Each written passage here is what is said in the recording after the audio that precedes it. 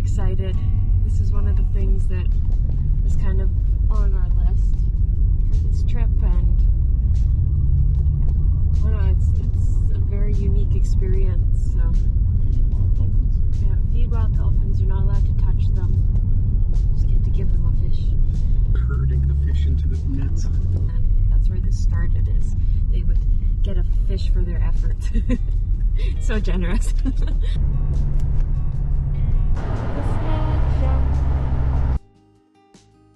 We got a cute little motel. This is our stay for the next rainy day because it's still pouring.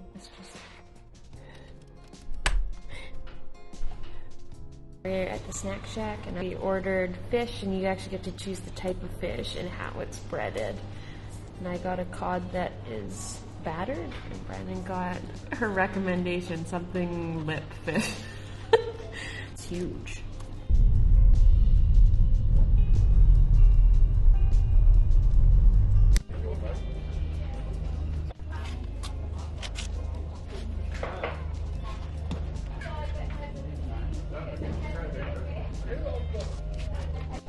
So there's a cute little cafe where Brandon got coffee. So there's a little dolphin. Dolphins all over the ground. When we have nice flat water like this, because you can very clearly see the footprint of them coming in. They will just come in and they're just going to slowly make their way around. Sometimes they come in a little bit stealth and you'll just see them pop up out of the water here, but they'll slowly make their way around the front of the boats here and come out back in around behind Lorna and Brett. I will then, what we will do is when they do come in, I will get somebody to go down with a fish for each of them. They do get a welcome fish and they do get their welfare check. We do have to check them over every single day to make sure they're okay. Give them their welfare check, and whoa, we've got at least 3 coming in. So this is nice. Okay, so we've got a 5-year-old. We have, that's Luna in front just right there. We have Ella and her calf, and we have, is that Ozzy? Joe. Now there's a special story about Joe. I know I'm probably stealing Brett and Lorna's thunder here, but Joe is a 6-year-old who's never fed until about a week and a half ago, and he's just started to take some food. All right, I am going to send some fish down there for these guys. We'll do the welfare check. Brett and Lorna will keep talking, and maybe we might see some more come in as well. Do they have any new markings? It's a little bit hard with Joe at the moment because he is pretty roughed up. He actually looks better than last time I seen him. So when you come down to feed him, we'll place the fish in your hand. It goes first to the dolphin. Best to hold your thumb over it. If you don't put your thumb on the fish, it could float away and that's your fish gone for the day. So we just place it under the water. The dolphin will come and take it. As soon as they take the fish from you, just remove your hand from the water. So I'll just show you. So they're going to get 2 each. And they're very gentle. They do not bite at all. So any little kids that might be worried, you're not going to get bitten. We always end up with our fishes.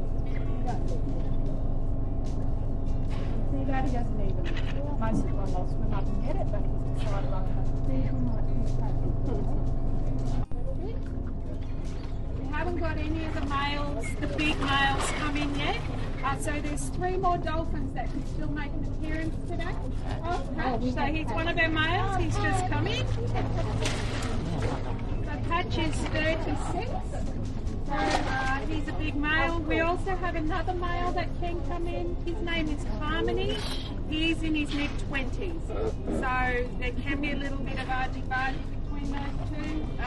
When Harmony's here, he's definitely alpha male. Sometimes though they get along fine and they're best of mates. They were pretty good last week, but the week before not so good. So it depends on how they're feeling.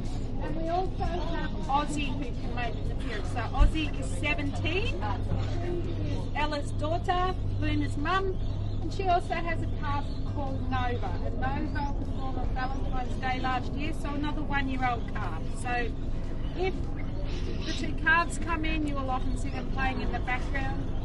Joe used to always play with them, but now that he looks like he starts to line up, he may take the calves out and play with them. Or lately he's been like lost. Very, very powerful. It is their main weapon and their main form of defence, apart from their fluke, which is their tail, which can get them out of danger's way for a short period. They can put on a bit of a skirt. But apart from that, their rostrum is the thing that they use as their weapon. A lot of power behind it. Now, the rostrum, mainly it's done for the 3 Fs. I like to talk about the 3 Fs, and that's foraging, fighting and fun. So foraging, what will happen is these guys will actually dig down into the sand, so into the rocks around rock walls and things like that, and they're looking for crustaceans and food source. So crustaceans are something that they really do like, and so that's what they'll be doing from the foraging side. With the fighting, now Joe there alongside Brett is a prime example of fighting. He has a lot of scratches all over him. Now what they do when they fight is they will open their rostrum up, and they're going to be scraping those 120 teeth down the other dolphins. So as I said, Joe there, he's had got a few battle wounds and battle scars there, but he has been doing some fighting. He is healing very, very well. 2 weeks ago he was quite a bit of a mess, but we've been taking progressive photos and he's getting much, much better. Now the fun side of it. Patch hasn't done it yet this morning. We'll just wait and see if he actually does it.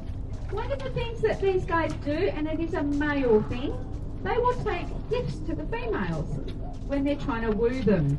So sometimes they will get mud and they'll get rocks and all sorts of things. But what they've taught us is that if they bring a present in for us, we're going to give them a fish in return. So they've started to do it more often. It's interesting, they will not drop the item off their rostrum until they see the fish in the bucket down in the water with them. What a And there he is, right on cue, guys. You get to see him actually bringing an item in. As I said, branches and sticks and things like that, we don't mind. Little Luna has just started doing it, and he brought in a seed pod just a month ago. How the association with dolphins and tin can bay happened. But before that, that association for dolphins and humans goes back many thousands of years with the indigenous people. The dolphins here and other places herd fish into the indigenous people's nets. So in return, the indigenous people and our indigenous tribes are Gubbi Gubbi and the Butchula tribes here, counting Dari and our area here, herded the fish into the nets, and in return the indigenous people gave them some fish. And the rules obviously are very different now. So the association here is not quite so old, but back in the 1950s an injured dolphin came into the cove here, quite badly injured. The townsfolk and the local fishermen nurtured that dolphin back, fed him fish, helped him get better, and he obviously felt safe in this area, not threatened at all. When he was well again, he went back out to the Sandy Straits, which is an 18-kilometre swim. And the townsfolk thought, oh well, we've had our little dolphin, visit, but he came back. And he brought part of his pod or his family back with him. And this is a learned behaviour by these guys. I wonder if some of you have noticed the colour. Actually, we'll talk about their age. When they're born, baby dolphins are referred to as calves. So Ella has a calf. When they get to about 3 or 4, they're then referred to as juveniles. So that's what Luna is. So from a juvenile, then they mature about, males about 12, females about 10. And you might have noticed that the older dolphins, they have a pink dappling that appears from their rostrum back underneath them and onto their fins. And the older they get, the pinker or the whitish pinker that they do get, so as they mature. So they live to a ripe old age of about 40 to 45 in the wild. So Ella's doing really well at 41, being still with us. There was a dolphin that was an Australian humpback dolphin that was injured and was taken to SeaWorld and lived till its early 60s, but it obviously lived a charmed life with no predators. You notice that we've told you that you can't touch. It doesn't stop them from touching us. So they didn't get the memo. So yeah, so this dolphin at SeaWorld lived till it was in its early 60s. So yeah, very pretty that pink that comes through. So the warmer the water, sometimes the pinker they go. So does anybody have any questions that you'd like to ask us? Any questions? Yes. Well, Ella's had 7, and they just keep breeding until the end. So yeah, she's the oldest dolphin, but the newest mum. Imagine that. So how tough that life must be. So yeah, they keep breeding. Do you want to talk? Did you have a question? How do you know exactly when those calves are born? Well, with the particular calves that we have, Ella's calf, she was here one day, she was gone the next, and she came back with the calf. They feel, and the same with her daughter Ozzy. Ozzy's calf was born on Valentine's Day last year, and the same thing. She was here one day, not here the next day, and then with a calf. So we obviously assumed that has happened. Yeah. Now they feel safe here, so they do feel safe to bring their calves in. Now when they first come back with their calves, I'll talk a bit about the birthing in a moment. When they first come in with their calves, the public can't feed them because they are very, very protective of the calves. So you might notice that Ella, she's a bit chilled, Mum, because she's older. She every now and again will think, oh, where's my baby? Where's my calf? So she'll go just out, make sure that Sky is okay, and come back in again. But when they're first born, they're very flitty and go in and out, in and out. You may have already heard from the others, but I'm sure there's a few people here that didn't hear about the mums being pregnant. They're pregnant for 11 months, so it is quite a long time. And if there's something happening out in the ocean, like cyclone, predators, anything like that, they can put that birth off for 1 month. The calves are born tail first, which for us would be a breech birth. And they're brought to the surface so that they can breed. And the calves will feed off their mums just milk for the first approximately 3 months. After that time, the mums will get squid and fish, crush it up and feed them that way. The calves won't be fed by us at all until Luna was 3.5, 4 before he was fed here with us. And he's now 5. So these guys, if they do stay here with the mums, won't be fed for, the little ones won't be fed for some time. So yeah, to answer your question. Yes? How far do they travel? Like, do they travel out to sea? So their swim in here is 18 kilometres. These guys like to stay more to the coast. They're not if you're out in the ocean further, they're not the ones you'll see doing, that's the bottlenose. So these are the Australian humpbacks. Their habitat, we haven't said about that. So they usually live, their living is from the Queensland, New South Wales border, all the way up the coast to Papua New Guinea and round the top end of Australia. Now, there's about 1,000 of these dolphins in the wild, so they are vulnerable. We here in our pod have 80 approximately, we don't really know, and they swim 18 kilometres from off Gari to and in here. Yeah, so they like the warmer tropical water, so yeah, you won't find these guys in the cold areas. They are silver biddies, pinkies and flickers. They're a little bit bigger. So it is locally caught bait fish. So we are feeding them what they would eat out here. Nothing introduced, so please don't. You see them out, you're in a boat, you see them, don't feed them, your old bait or anything like that, because you could make them sick. So yeah, and they may have spoken about there's a 3 kilo limit that we can feed these dolphins. They eat up to 15 kilos a day. So when they've had their 3 kilos here, which is just like a snack to them, they will literally go out and get all the rest of their food themselves. So they are not dependent on us in any way. So if we weren't here tomorrow, these guys would be fine. So the buckets with their names. Those are the two that didn't come. Yeah. Harmony and Ozzy.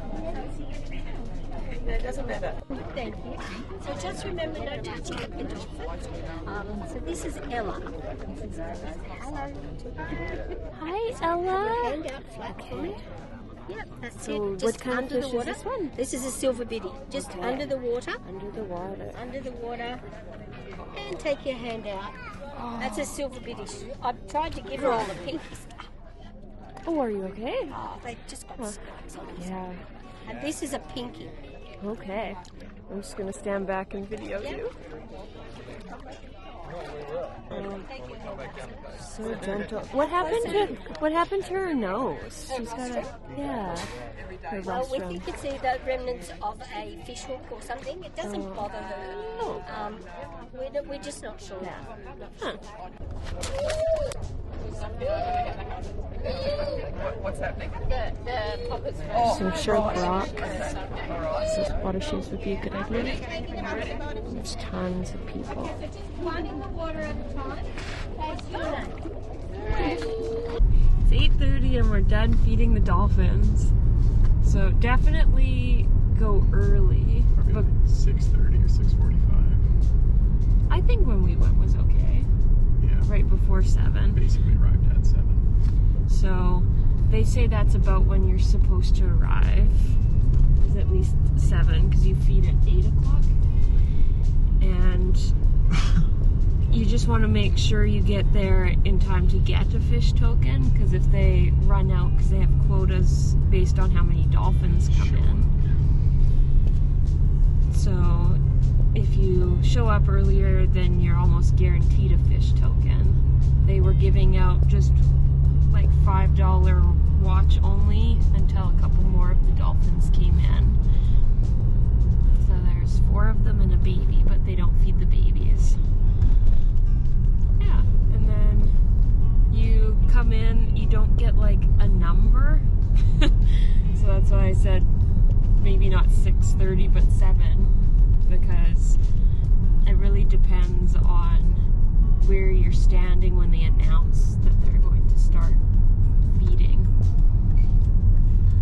So we were one of the last groups to go down onto the beach when they were doing the talk. So when they announced that the feeding was starting, then we were still on the beach when the lineup started, so we were near the end. So I'm guessing they probably wrap up at 9 at the latest. There's a section where the rocks are really sharp. They don't let you wear shoes unless you have water shoes. So packing a pair of those would be smart.